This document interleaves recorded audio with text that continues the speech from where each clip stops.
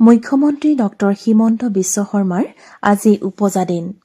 মুখ্যমন্ত্ৰী হিমন্ত মামাৰ জন্মদিন উদযাপনক লৈ আজি পুৱাতেই কণকণ শিশুৰ কলৰৱত মুখৰ হৈ পৰিছে গোলাঘাট নগৰৰ জ্যোতিময়ী শিশু উদ্যানখনৰ পৰিৱেশ।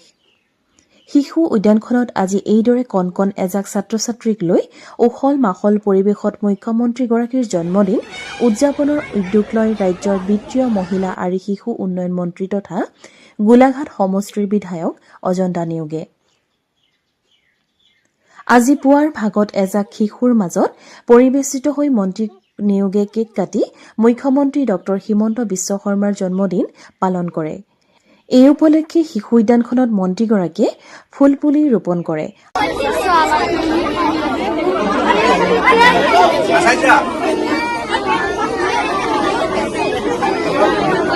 আনহাতে মুখ্যমন্ত্ৰী ডক্টৰ হিমন্ত বিশ্ব শৰ্মাৰ সৰুপথাৰৰ অৰ্ধশতাধিক অনুৰাগী যুৱকে আজি মুখ্যমন্ত্ৰীৰ জন্মদিন উপলক্ষে ৰক্তদান কৰে।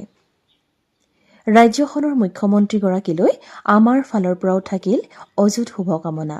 নিউজ ডেস্ক ৰিপৰ্ট দৃষ্টিকোণ।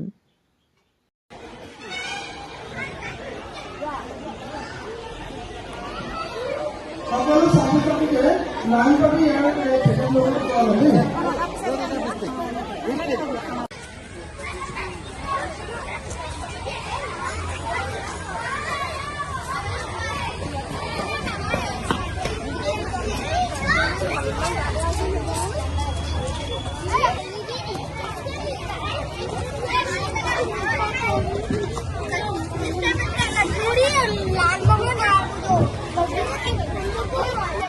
কোৱা কোৱা হ্যাপি বাৰ্থডে মামা